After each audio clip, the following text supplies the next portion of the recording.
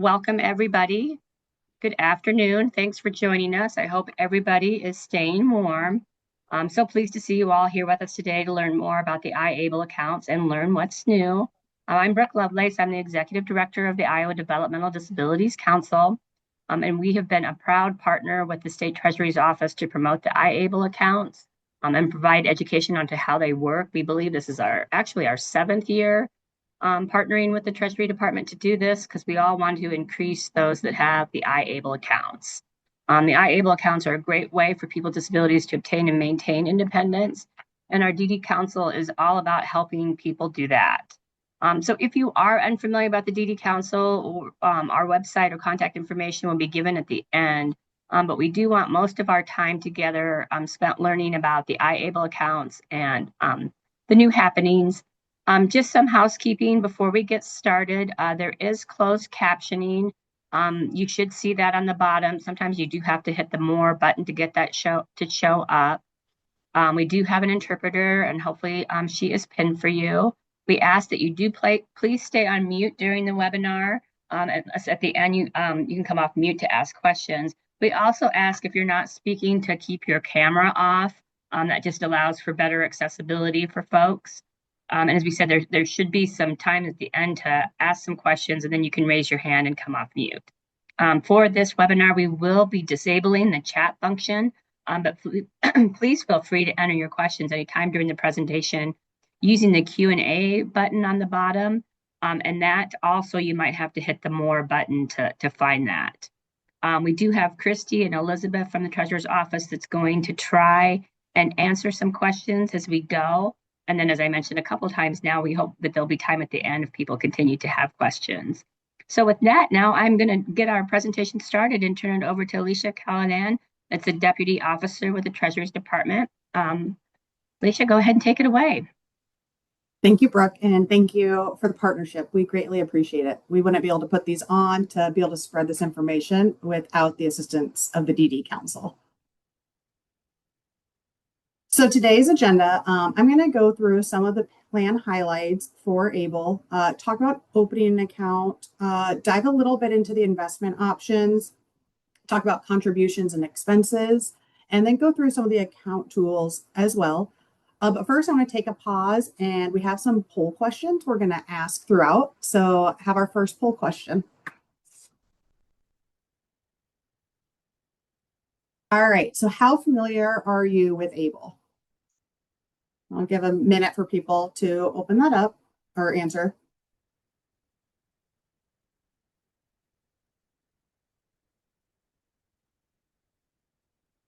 All right, that's pretty great. So it sounds like we have a good mix. Most people have heard a little bit about it, but there's a few that haven't. So some of this might be a refresher for those that are a little bit more familiar, but then also you might learn something new that you didn't already know. And I will share the results really quick so everyone else can see. All right, so let's dive right in.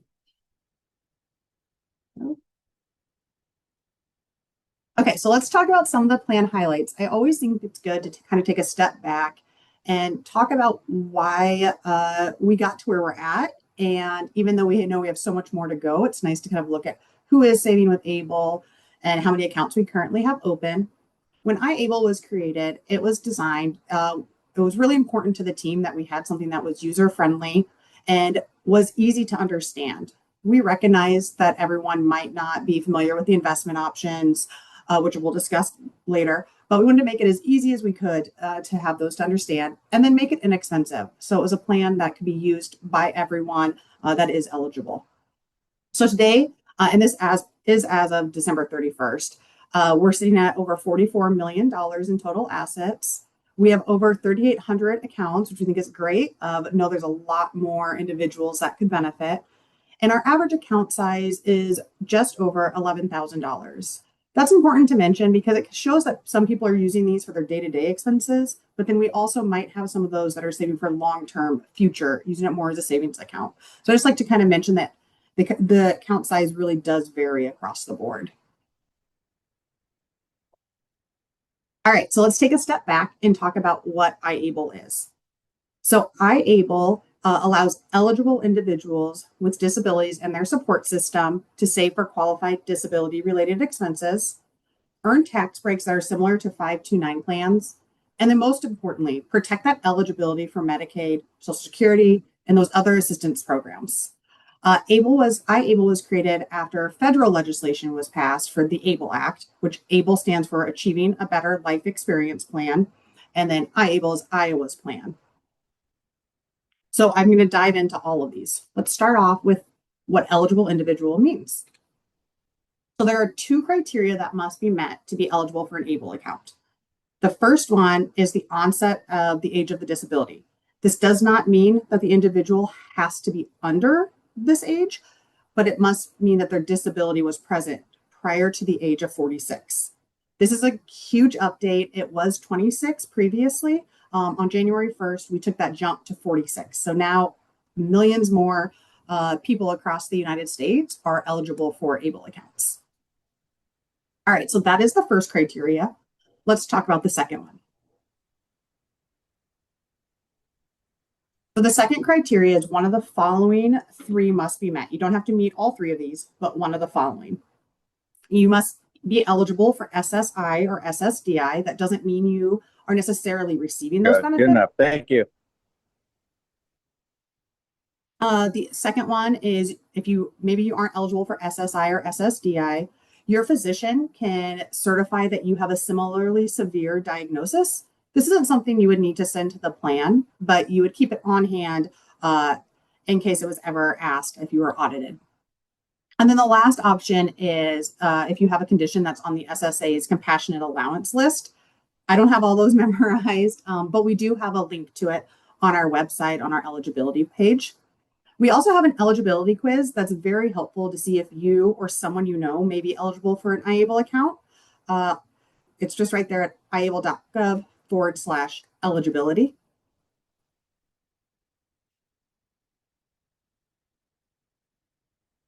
All right, now let's dive into, who's eligible and the benefits of having it. So the main thing is that you get to maintain your benefits. One of the large ones is supplemental security income. We know that many of the federal mean tested benefits have those resource limits. So IAble lets you save above those resource limits. So previously, where you may have been able to have $2,000 of resources in your name, you can now have above that amount. For supplemental security income, the SSI, the first $100,000 saved is disregarded from that eligibility for SSI. Funds over $100,000 are treated as a resource. So how that would work is the first $100,000 in the ABLE account are disregarded. And then if you had more than that, let's say you had $101,000, that $1,000 would be treated as a resource in addition to funds you had outside the ABLE account. We are required to report account balances monthly to the SSA. This is nothing that anyone who has an account has to do. We just do this behind the scenes for you. Some people that are saving with ABLE also decide to have their monthly benefit payments direct deposited into their account. Definitely something you can do. I'll talk about other contribution sources a little bit later as well. Okay, so while SSI is a big one, there are other benefits that the asset or the amount saved in the ABLE account is disregarded from eligibility for. So it's really any federal means tested benefits, such as housing and urban development, the financial application for federal student aid, supplemental nutrition assistant programs such as SNAP, and then the other big one, Medicaid. And unlike SSI, you can save more than $100,000 without affecting these benefits. So it's any amount that is in that ABLE account that's disregarded from eligibility. So $100,000 is disregarded for SSI, and then any amount in an IAble account is disregarded for any other federal means tested benefit.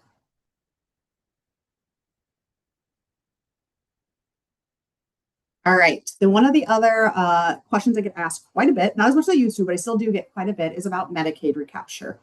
I get asked if the funds in these accounts are subject to Medicaid recapture after the account owner passes away. First, I always recommend consulting that plan disclosure booklet for additional details. However, under Iowa law, Medicaid cannot recapture money in an IAble account following the death of the account owner unless it's required by federal law. So there are a couple limited circumstances where they can. These are outlined in our plan disclosure booklet, but we really recommend reaching out to your Medicaid office if you have additional questions as well. The treasurer's office isn't the entity that administers Medicaid or the Medicaid recapture. So we have the ABLE side of it, but then definitely reach out to them if you have questions about your unique situation.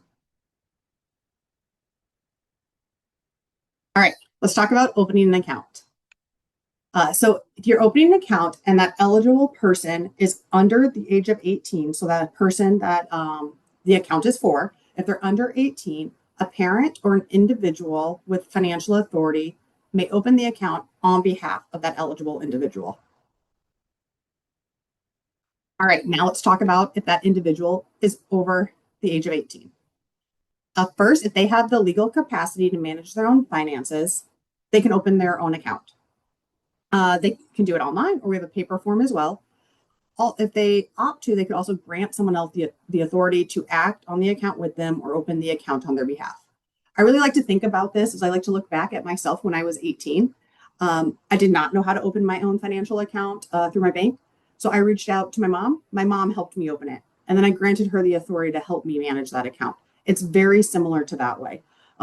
Anyone who is over the age of 18 and has that capacity to manage their own finances can choose to open their own account and manage it completely on their own, or they can also grant someone that authority to act on that account with them. Now, if the individual does not have that legal capacity to manage their own finances, an authorized individual can open that account on their behalf. So let's break that down and talk through who those are. All right, an authorized individual is someone that certifies under penalties of perjury that no other person with a higher spot on this list is willing or able to act as an authorized individual. And they must also certify that they're going to notify us if their authority expires or removed.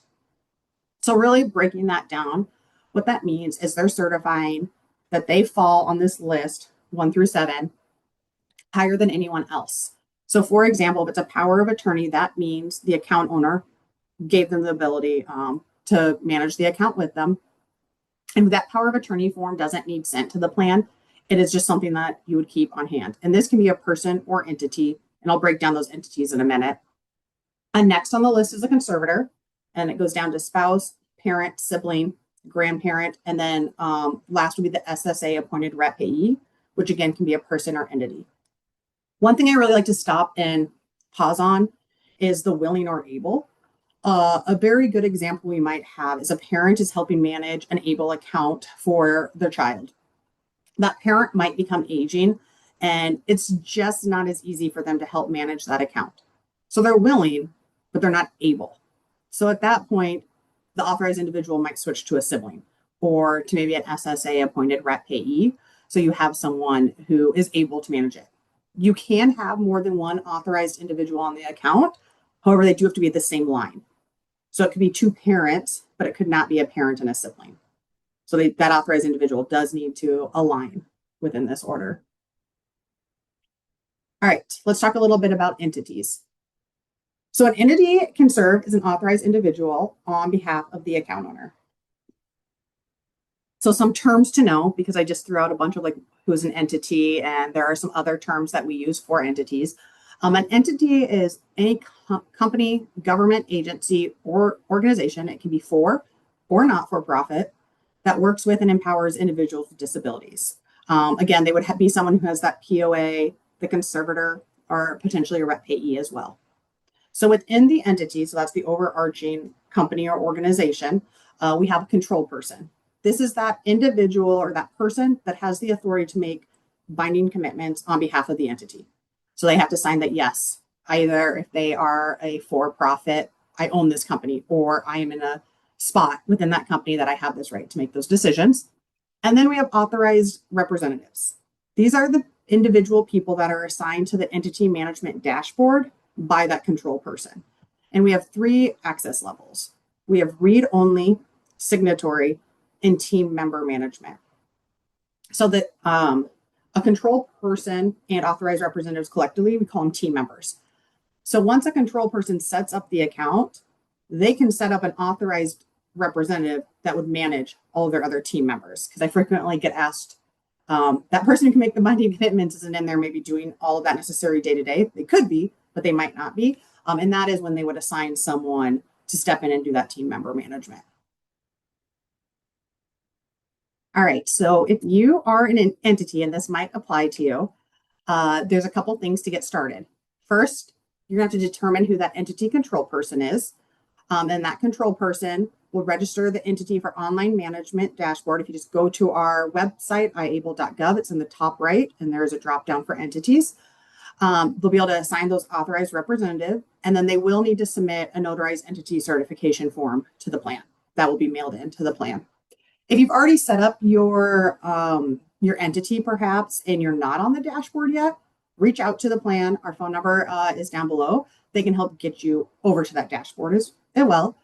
And then once the plan receives the information that control person sent in, the registration will be approved by IAble, just making sure all of our paperwork is filled out correctly. The control person and that authorized representatives can begin opening and managing those accounts on the dashboard. All right, there is some important email reminders. When you're setting up your entity, you'll want to make sure you use one email address for that entity that's monitored by multiple people in case of staffing changes. For instance, if I had registered it with my personal account, Alicia, and I left, that might just kind of then go into the void. So instead, I would try to use one that multiple people in my organization can access to allow that continuity when staff changes, because that is obviously a very frequent thing. And then you're also going to want to use a phone number that can receive multi-factor authentication. This can be by a phone call, but most of the time you're not going to want it to go to a phone tree where you have to select 1, 2, 3, 4. You're going to want it one that is directly answered. Okay, so let's then talk about what you can do once you register with that dashboard. You can completely manage the account from there. You can open new accounts. You can transact on accounts or see all accounts to see how much funds are in there or do different withdrawals, contributions, etc. And then you can also export reports. So you have different things. I know a lot of entities are rep payees. They have reports they must provide. This just allows you to export it all in one spot. It also lets you see a list of all your team members. And then the control person and authorized representative with that team member management can adjust the levels, give access, remove team members. This puts the control in your hand. You don't have to contact us. Perhaps if you have a team member leave or a team member get promoted, that team member who is managing or the control person can just jump in and be able to make those changes as well. All right, now I have a confession. I forgot one of my poll questions. So we have 2 poll questions that are going to come up. So the first one is about account eligibility. True or false, you must be receiving SSI or Medicaid to have an IAble account. And I'll give it a minute.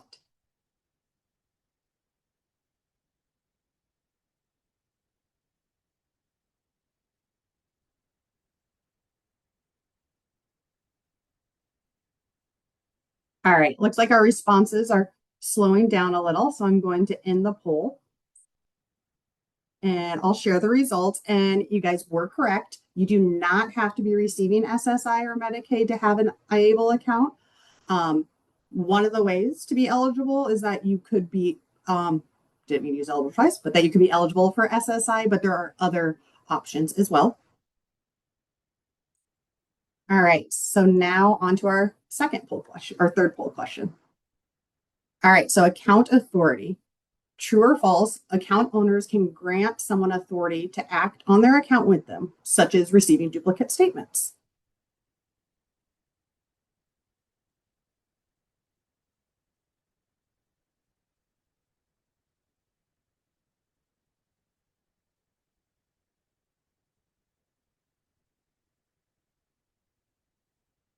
All right, the answers are slowing down, so I'm going to end the poll and share the results. And you guys nailed this one.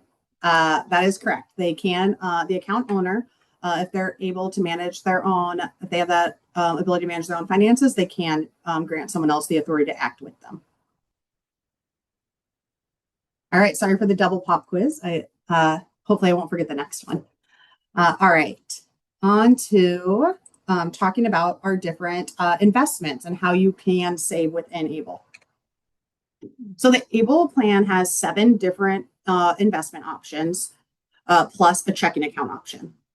So the 7, what we call asset allocation, which is a large word, but the different investment options really range from something that's pretty conservative to a more aggressive option. So you can pick the path of what you're saving for. Maybe you're wanting to preserve that capital, so you want to go in the money market or that conservative option. Or maybe you're saving for some long-term expenses, so you're more comfortable with that risk. So you do the aggressive option. Or perhaps you're like, I kind of want to do a little bit of both. You can pick any combination of these and have different percentages go into them.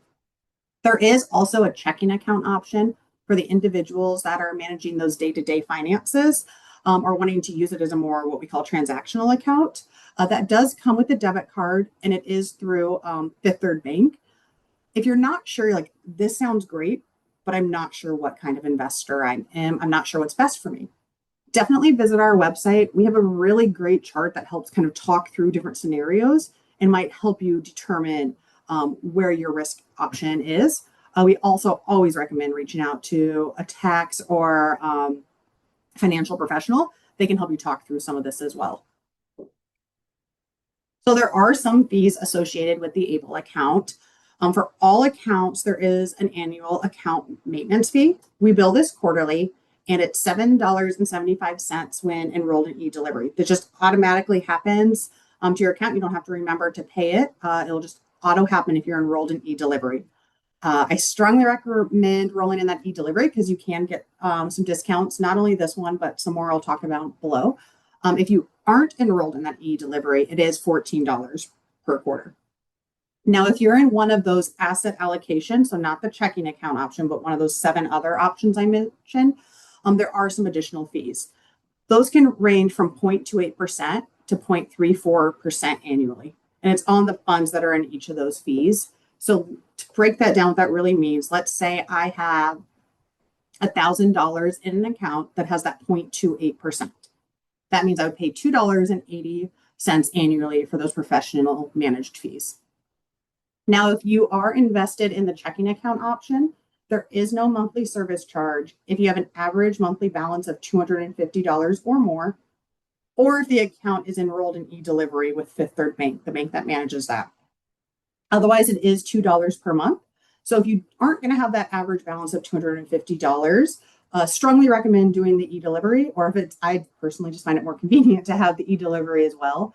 But definitely do that so you can take advantage of that $2 discount per month. All right, so now let's talk about, we've talked about how you sign up for an account, who's eligible for an account. Now let's talk about putting funds into the account, and then the fun part, spending the funds out of the account. The contribution sources can come from a variety of different ones. It can be from the account owner. So maybe they're working, or maybe they receive some gifts. They can put the funds directly into their ABLE account. It could come from their support system, family, friends, really anyone. In Iowa, it can also be transferred from a special needs trust into the IAble account. It might be that the special needs trust is set up for some different, but then you want to manage those day-to-day expenses or have some of the savings. You can move the funds from that special needs trust into the ABLE account.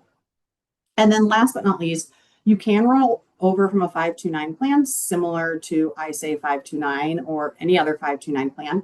Perhaps when a child was young, the parents started saving, and then the path of that child changed.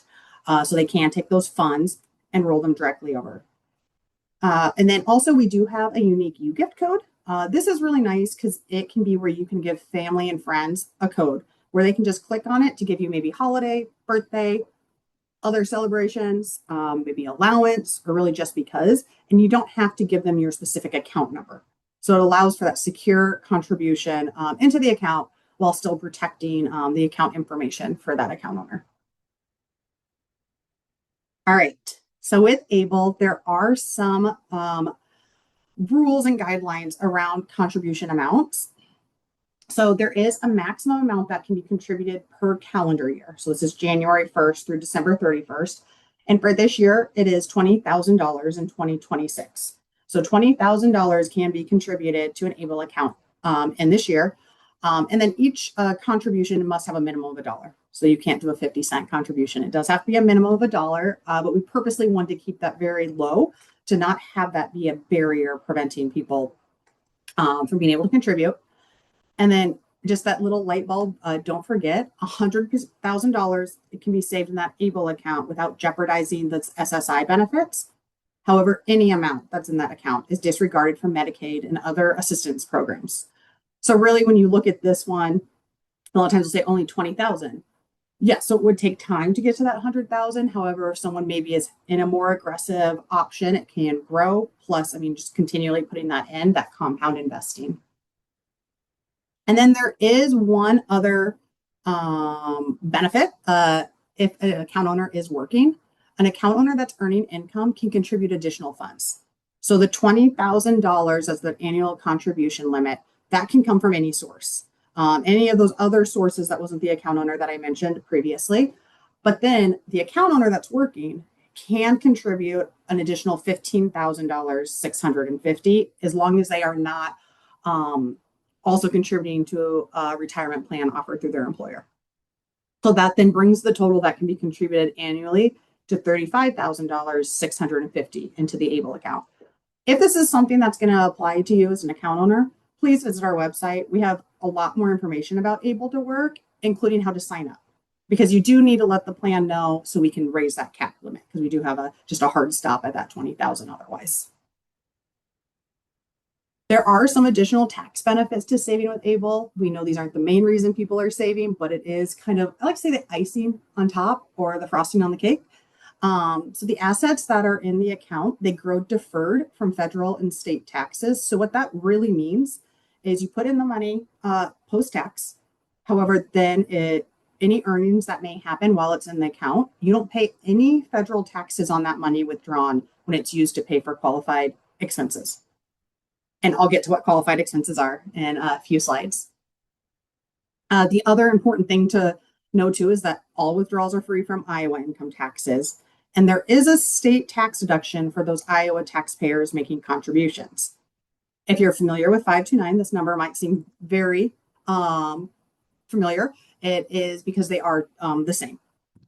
So anyone who contributes to an IAble account can take an Iowa income tax deduction up to $6,100. That doesn't mean $6,100 have to be put into the account, but up to $6,100 could be deducted.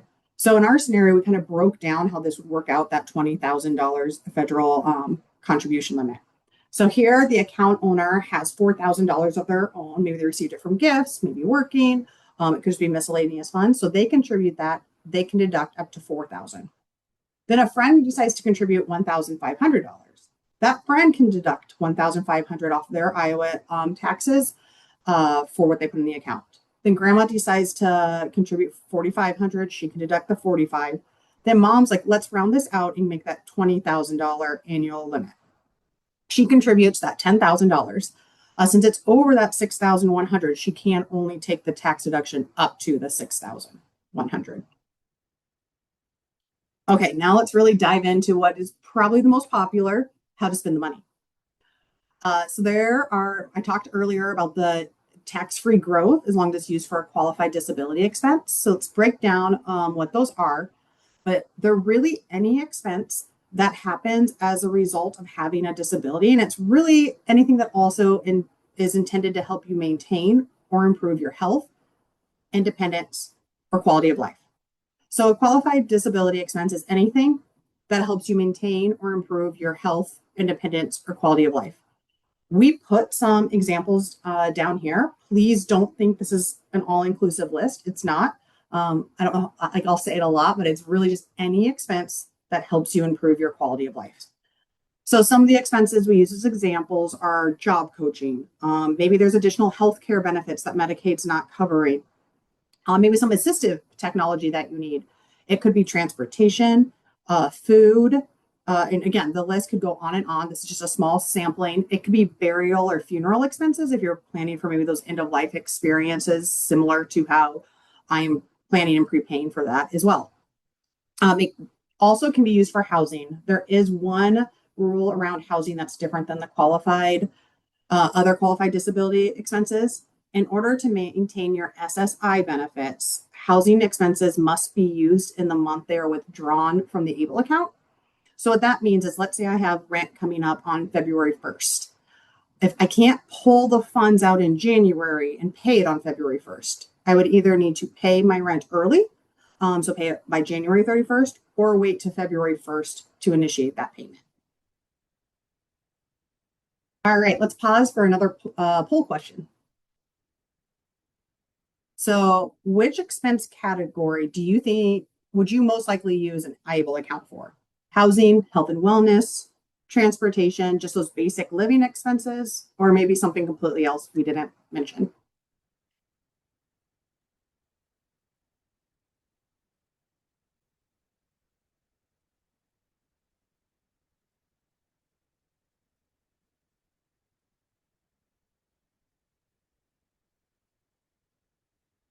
All right, we still have answers coming in, so I'm going to give it a little bit more time.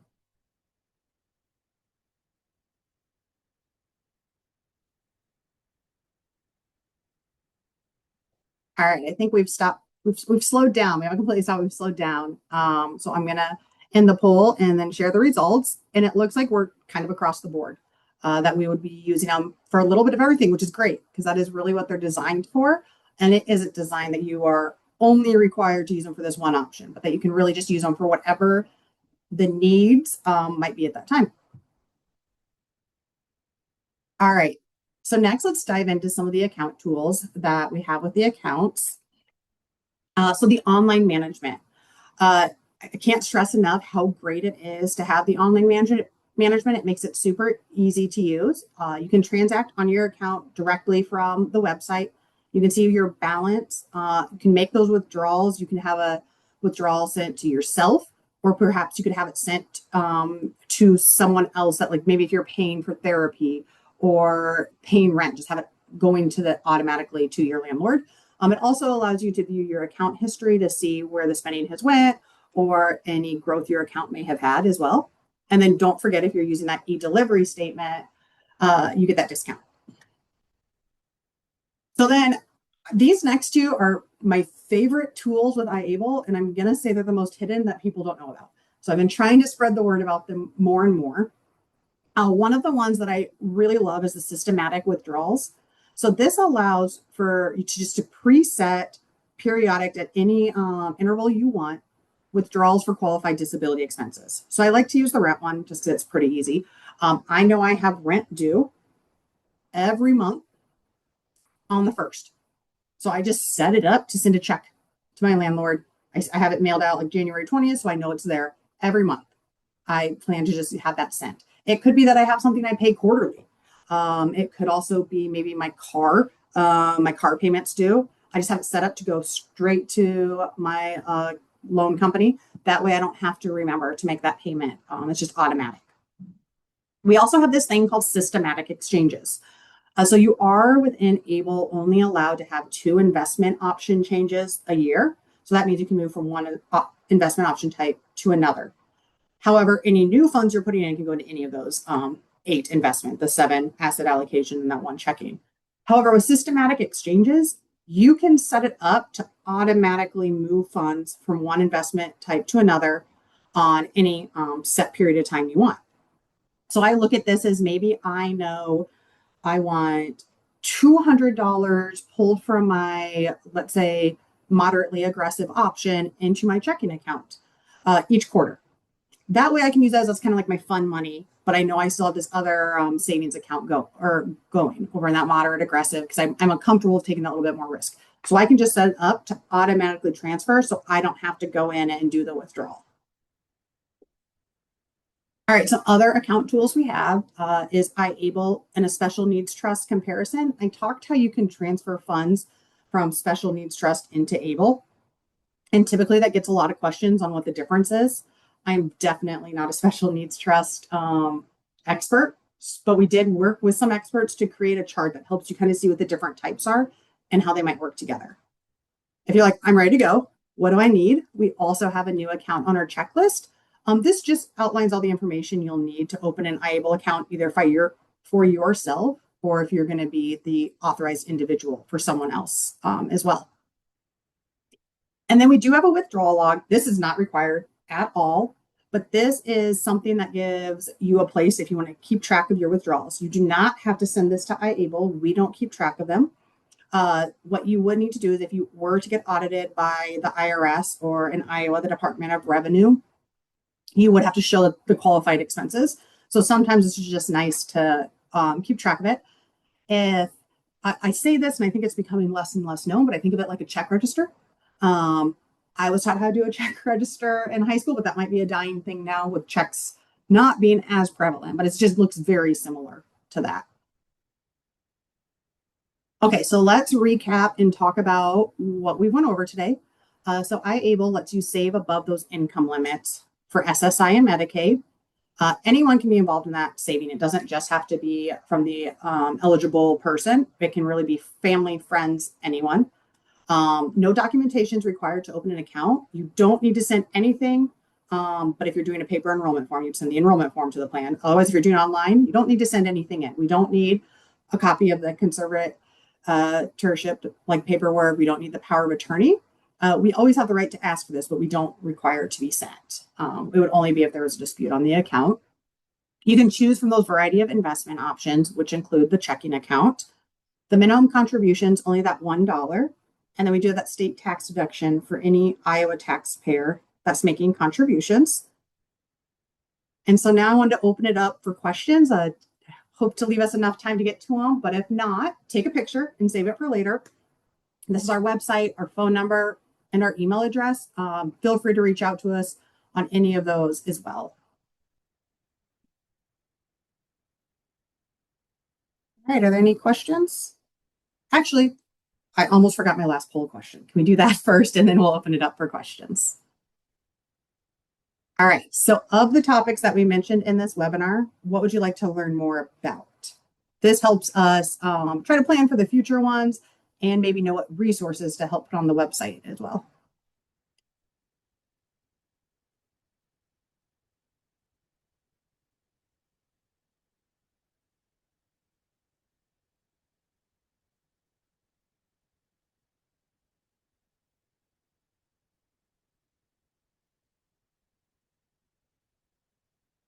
We're still coming in, so I'm going to give it a little bit more.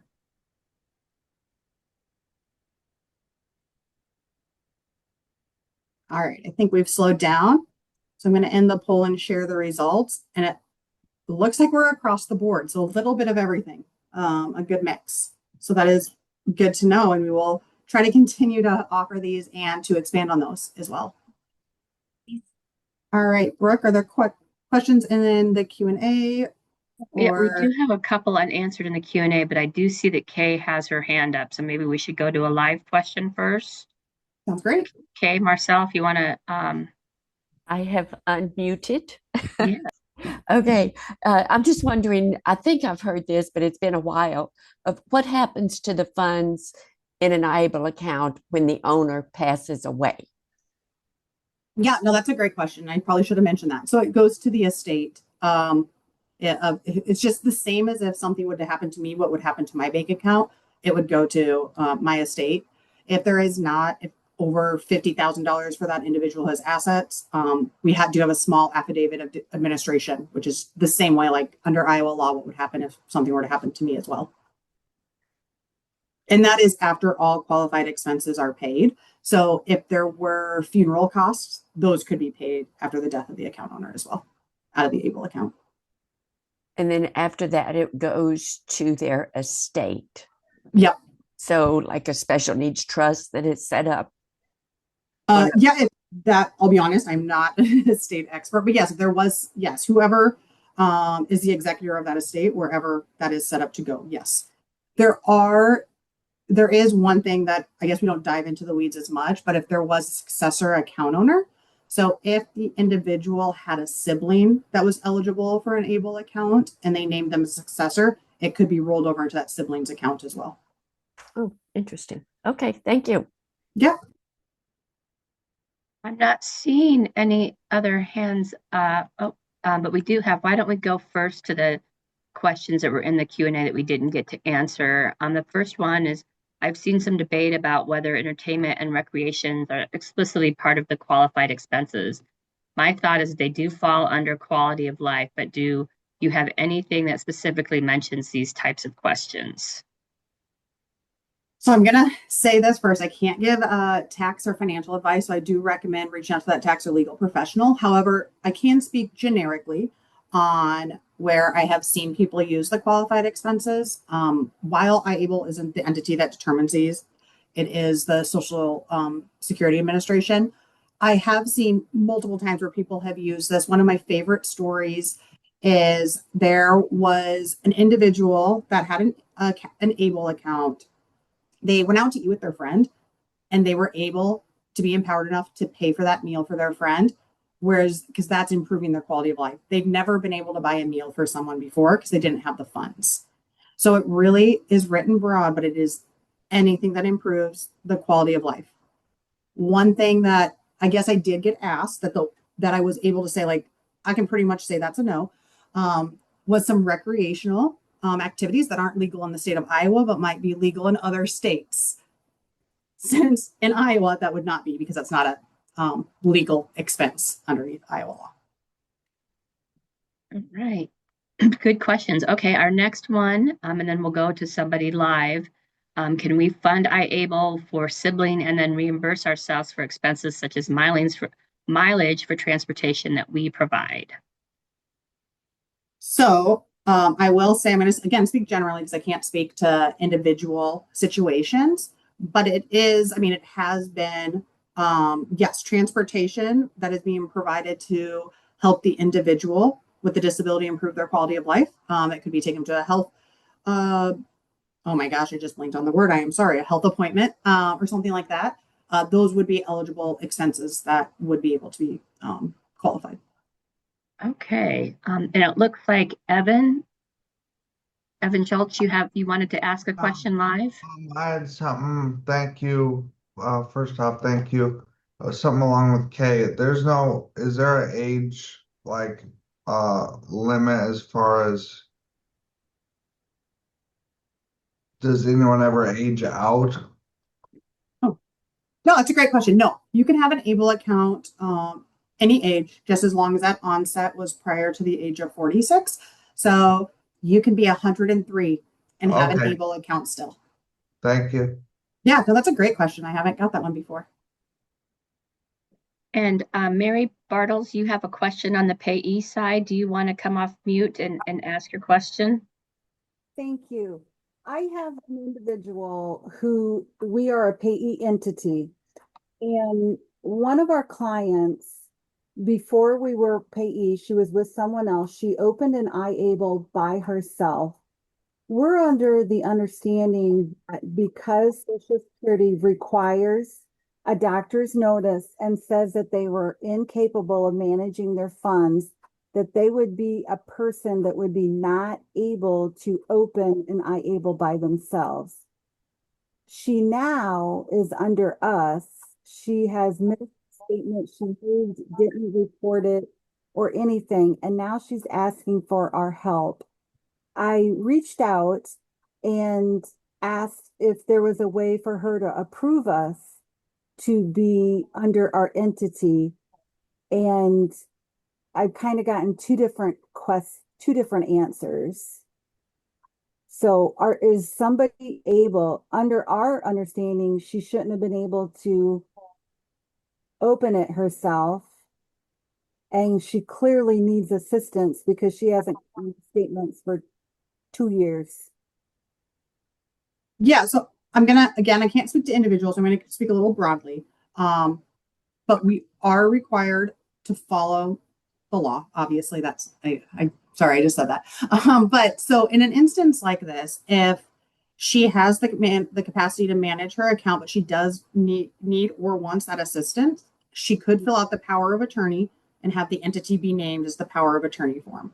And she could add the authorized individual on her account so having that power of attorney that wouldn't need to be sent to us, but then would be signed by her and just kept on file for records. And then she would need to fill out the add an authorized individual to the account.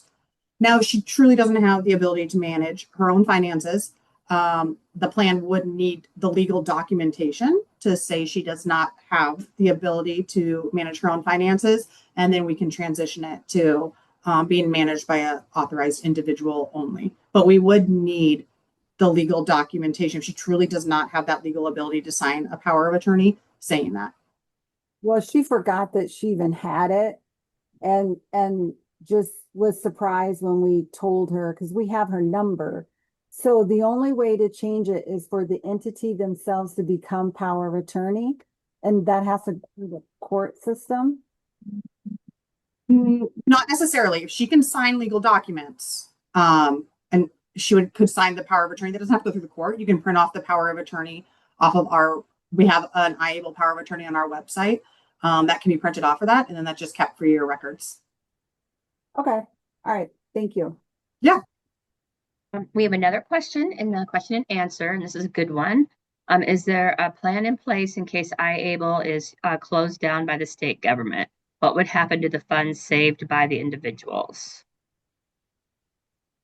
So we do not intend on it to be closed down. I mean, that's hypothetical, so it's going to be hard, but my guess, and that's just speaking from myself, not speaking on behalf of the state, but we would work to have it rolled into another ABLE account.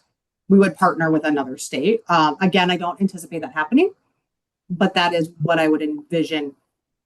The funds are always yours. So it is not like the state could just shut down and have the funds go to the state. The funds are always of the account owners in the account. And I just want to make sure I don't know 100% what that underlying was. So I hope I answered that. If not, feel free to ask for follow-up. No, I think that was a good answer. It looks like Alicia Chapman. I hope I'm pronouncing your first name right. Do you want to come off mute and ask your question? Yeah, thank you. Wanted to see if you could speak a little bit more to the estate and how that works if the recapture doesn't happen.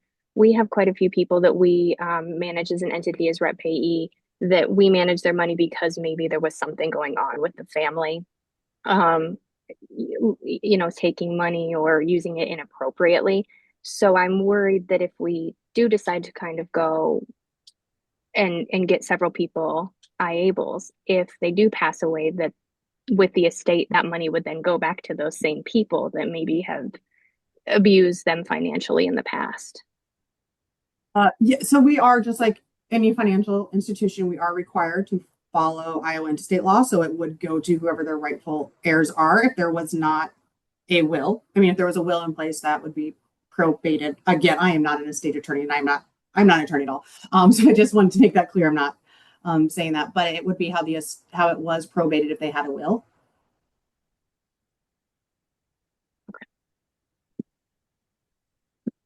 This is Keith Puntany. Can I ask a question? Yeah. I am an attorney, and it's actually not a former IRS estate and gift tax attorney. I'm also managing a niece who is legally blind, deaf, and unable to do everything on her own. We're required in Iowa to file annual reports. Can the IAble funds be used to pay the legal services that are necessary to meet the court requirements? And then secondly, that would seem to me that would include the ability to do a will or some other document so that the funds are transferred at death to the correct persons as well. Yeah, that's a great question. And I will say, to keep the slides pretty, for lack of a better word, we can't have every single qualified expense listed, and it is just infinite. But legal services have been identified by this, as definitely be one of those line items for an ABLE account. Thank you. Yeah. It looks like Heather Jensen has her hand up. Heather, would you like to come off mute and ask your question?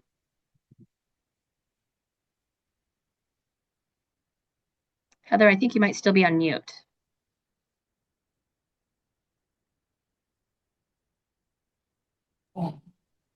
There you go. Now can you hear me? Yep. Okay. Actually, the man just on brought me up a second question.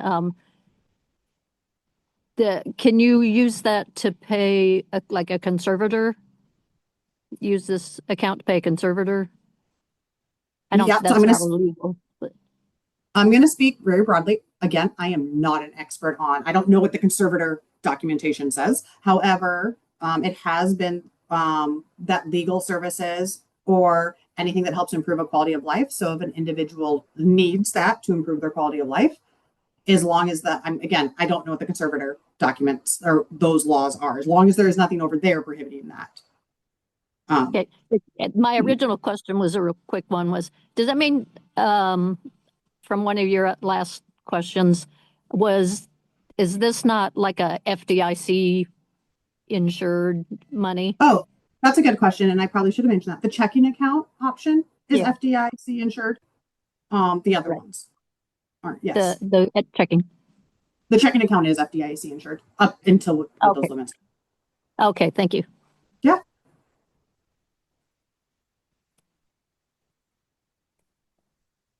Okay, I don't see any other question. Oh, there's another. How often do the interest rates change for the more aggressive investment options? Yeah, so that's daily. I mean, they are invested in the market. And you can see if you go to our website, I'm going to try to display memory, but underneath investments, and I think you can select investment options, and there is a price and performances page for each individual. So you can see what the past returns have been and how they have performed, but they are daily. We are daily invested. So calculate that. Okay, we might have one more. In the Q&A, has a parent, can I use IAble to repay considerable student loans for my 31-year-old son? So IAble accounts can be used for education. Great. Don't see any other questions right now in the Q&A. Does anybody want to raise your hand and ask any additional questions? We have a few more minutes.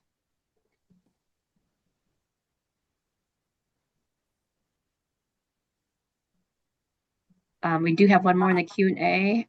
For an existing IAble account, when the person turns 18, can a court document showing a parent has a legal guardian suffice to allow the parent or legal guardian to be an authorized individual on the account? Okay, that's a two-part question. So I'm going to answer it as generally as I can. So when an individual reaches, I'm going to call it the age of majority because it depends on which state the person's from, but that 18, whenever they become a legal adult, the communication is sent out, and then a parent could fill out the paperwork and certify under penalty of perjury that they are the parent and the account owner doesn't have the ability to manage their own finances. And then the account could be managed that way. My second part of that is in that list. I know you saw it was power of attorney, conservator, spouse, parent, and down. In the state of Iowa generally, again, I'm going to preface this with I'm not an attorney. In the state of Iowa generally, guardianship paperwork is to manage the body, not the finances. So if it says that the finances or ABLE account can be managed, then yes, you would select, we instruct you to select that conservatorship because it's that level. But however, if it is just the guardianship, if the individual doesn't, you can self-certify at that parent level. I hope that answered that. It looks like Kay has her hand up again. Hi, Kay. Hi. Yeah, I just noticed in the question and answer, someone has asked for clarification on the SSDI situation regarding the max. And I think what it is, I mean, the answer that I got in the thing was that any amount saved in an IAble account is disregarded from SSDI. What does that mean? Does that mean there is no cap on an IAble account if you're not receiving SSI, but SSDI? So you can save beyond 100,000 or any amount. Is that what it means when it says it is disregarded? Yes, but I'm going to follow this up with an additional point. IAble accounts do currently have a maximum contribution limit, like total. The IAble account cannot have more than $505,000 in it. There aren't accounts butting up against that. That is something that can can change with time. It can increase. That is set by the state. But so any amount up into that $505,000 would be disregarded for SSDI. Yes. I hope that answered that. So SSI is the only one that has that 100,000, and then any other amount in the IAble account is disregarded for all the other federal means tested benefits up in the account maximum limit. Total is 505. Now the account could hit 505, and if it was in an investment option that was continuing to grow, it can surpass that. It's just that's the most that can be contributed as of today. For example, 2 years ago, that was 420. We raised it to the 505. Thank you. And just to clarify, that's another question we had in the chat. Looks like, yeah, that's the max that anybody Okay. can save. Yes. Okay. As of today, again, that is something that has the potential to change. But as of today, yes. Okay. I'm not sure if I'm following this one, but it's in the Q&A. If a sibling is over the IAble account, so maybe that's overseeing the IAble account, can the entity or payee add funds to the IAble account? So I'm going to say, as far as IAble is concerned, anyone can contribute to the account. Okay. But yeah, so if the sibling is the authorized individual, I mean, any funds can come into the account from any limit. If Brooke wanted to put money into my IAble account, she could. Just in case you wanted to give me some money. Yeah, checks in the mail. We got a couple minutes left. Last call for questions. If anybody, we do have one more hand raised. Julie McCullough, do you want to go?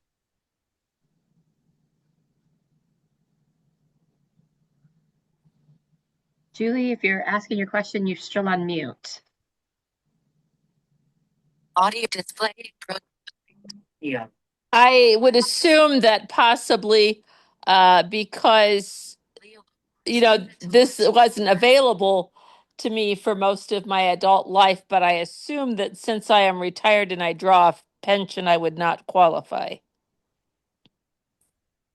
I would recommend reaching out to your tax legal professional. I have never heard that would not qualify. I mean, anyone can qualify for an ABLE account. We don't have income limits on an ABLE account. You just have to meet that onset of the disability prior to the age of 46. And then one of those following is true. You qualify for SSI or SSDI. You don't have to be taking it or receiving it, but you qualify. You have a similarly severe diagnosis letter from the doctor, or you're on that SSA's compassionate allowance list. So we have had people open the account at age 80, but their onset was prior to what it was when they opened the account. Certainly. Well, I don't qualify for SSI or SSDI anymore, so that's okay. Thank you. Yeah. I have one more question. I know the video or the recording is going to be put on the websites, DD Council and Iowa Treasure. What about the questions that have gone in the Q&A? Yes, we will put those out. Please just give us a little grace. It takes us a week or two to get them all combined and get them out. So yes, we will have that out there though. Thank you. Yeah. Great. Well, we're right at 1 o'clock then.